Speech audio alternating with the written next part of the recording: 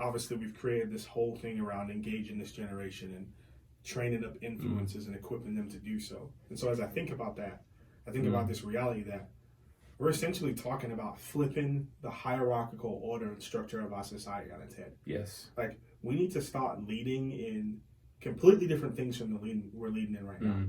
We're always leading from the position of authority, and what we need to be leading from is the position of responsibility, right? Laying down our lives for people. We're always telling young people what to do. That's good. Why don't we let young people tell us what to do? Or why don't we help them achieve what it is that they want to do? Instead of talking, why don't we listen? Instead of telling them what's true, why don't we ask them what's true? That's right? true, so, man. We need to build this environment and this community of collaboration, right? We need to create... That's such a great point. Whether we like it or not, Gen Z is the future, period. No ands, ifs, or buts. Right. They're going to lead the world. And so how they lead it is entirely up to us. And it reminds me of this. So my freshman year playing soccer at Tyler Junior College, we got to the regional championship and we got our asses kicked 5-0 by San Jacinto College. I hate you, San Jacinto College. I think it's San Jacinto. Whatever it is. I don't care what your name is. You're purposefully mispronouncing their name. Right? San Jacinto. So cried that day, we went home. And so the reason we lost wasn't because we weren't good enough. We lost because there was total dysfunction on the team. Wow.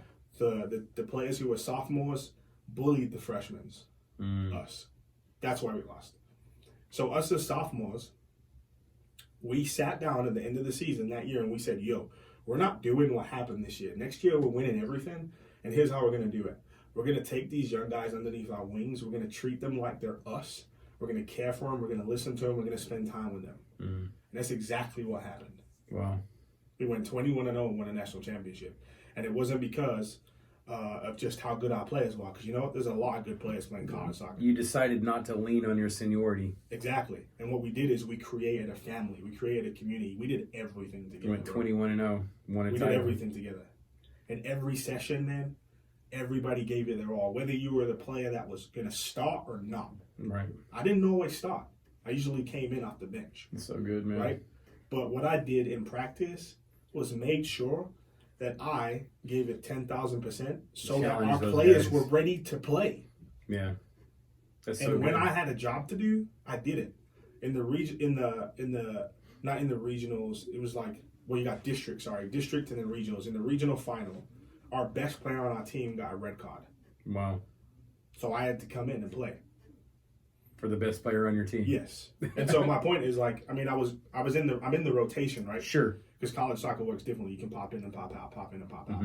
Right? And so, but now I've got to play significantly more minutes at a pivotal time where we're winning a tight game and like they're battering us trying to score.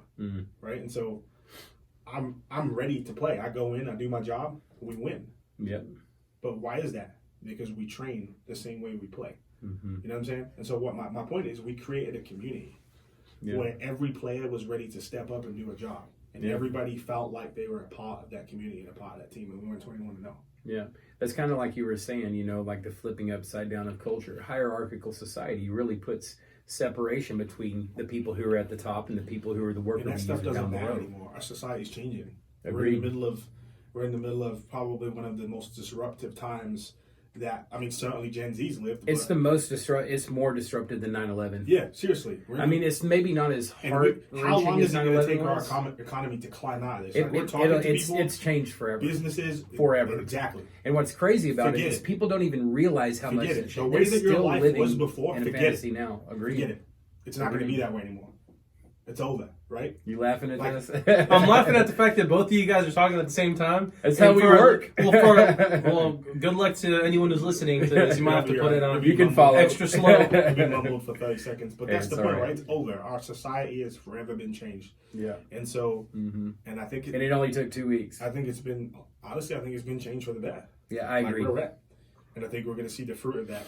Agreed. And I think we're going to see what we were going to see anyways, which is entrepreneurial people, right? Like, it's no longer going to be about positions of fast forward the process. You're no longer going to have to work at places you don't want to work anymore because there won't be a lot of those places around, right? So you're going to have to figure something out, or you're really going to have to like work for someone you hate. It's going to force people to chase their dreams. It's going to force people to try and live out their passions which to me is exciting because it'll make our world a much better place. But Gen Z is uniquely equipped for that. Exactly. Uniquely equipped to they're creative in this enough. environment. Right?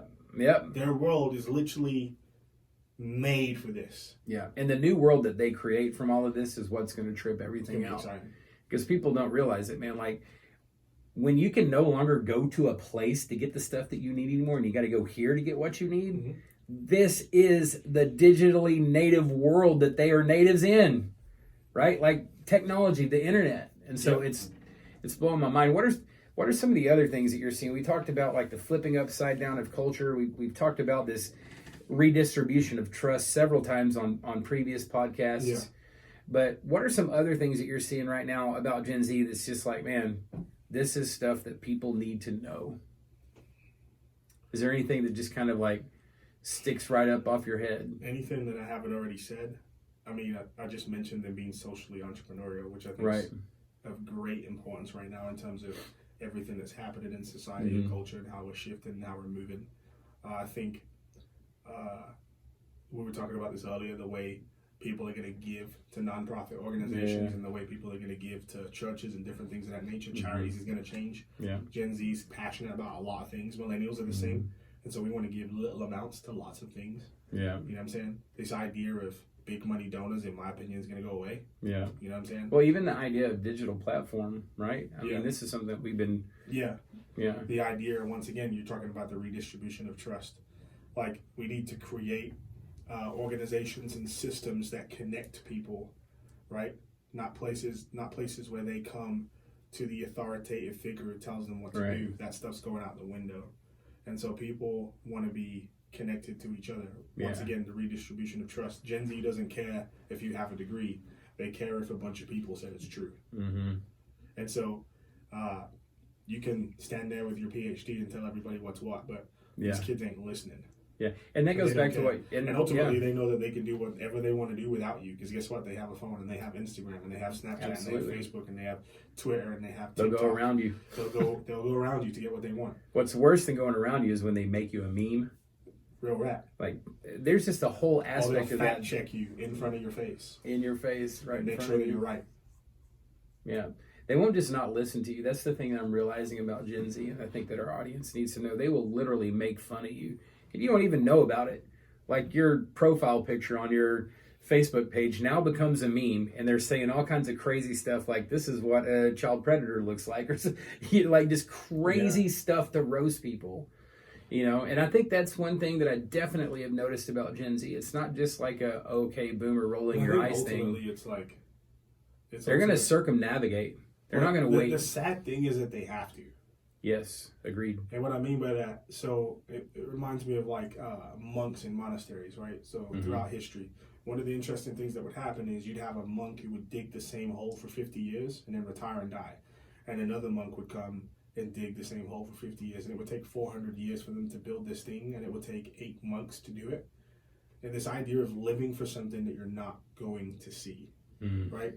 We don't anymore, because we live in an individualized, self-actualized, me society. We don't live to pass stuff on anymore. That's so good. We don't live to hand the torch down to the next generation. Wow. That's what we're already doing.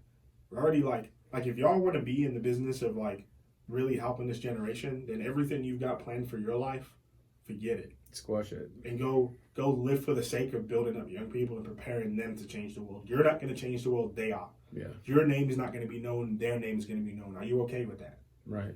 Wow. You know what I'm saying? Like, who made Steve Jobs Steve Jobs? You know what I'm saying? Who helped him get there? Who were the people along the way that taught him what he needed to know? Who were the people along the way who told him that he was great and he was brilliant, he could do?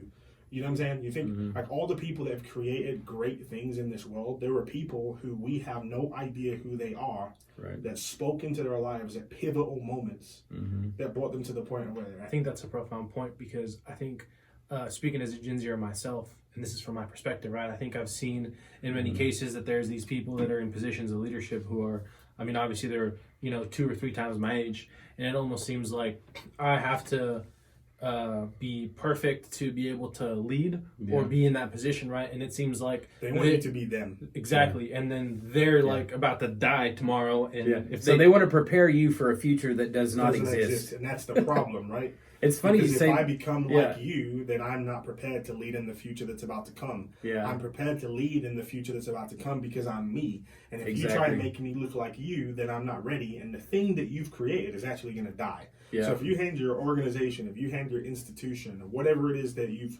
given your life to, right, over to somebody who you're trying to make look like you, to live in a world that no longer looks like you, guess what? That thing that you've given your life to is going away. Yeah, it's interesting you say that. So the other night I'm on the back porch with my son, and we have our little real talks occasionally, and we'll go out and he'll say, "Dad, can we have a real talk together?" I find a lot of reward in that. He still uses that language. Cute. Yeah, but we're on the back porch talking, and he's had a tough time right now with coronavirus, and he's felt like it's been a really long break, but we've been trying to get them back into the swing of education and things. All this happened right at the end of their spring break. Anyways, so we're on the back porch talking, and I'm telling him that we need to start getting back into his academics. And he's like, "I hate school." And I'm like, "Well, tell me why you hate school." And there's this long pause, and he looks at me dead in my eye, and he goes, "Because all we learn about in school is what happened in the past." He goes, "No one's showing us how to move into the future." Wow.